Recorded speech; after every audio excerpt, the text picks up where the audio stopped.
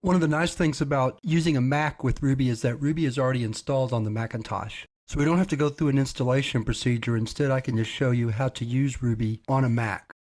So the first thing you need to do is open a terminal window, which I've already done.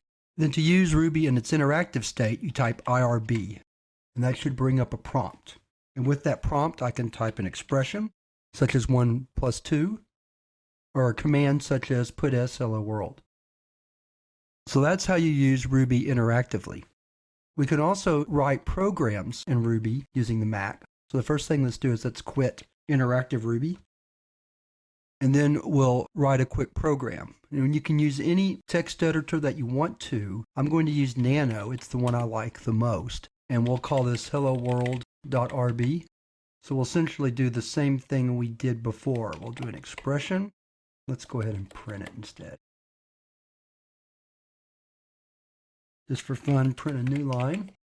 And then we'll put S hello world. I'll leave the H lowercase. And then we'll save. So we'll do Control O. We've already named it hello world.rb, so I'll hit enter for the file name to write. Then we'll Control X. And then to run a Ruby program or a Ruby script, we type Ruby and the name of the script. And notice that the script name has to end in an RB. We'll talk more about that in a future lesson, but just for now, keep that in mind. So if I type Ruby space hello world.rb and hit enter or return, it displays the expression 1 plus 2 and hello world that I write out. So those are really all the instructions you need for using Ruby with a Macintosh. So with that, we're ready to move on to the next lesson.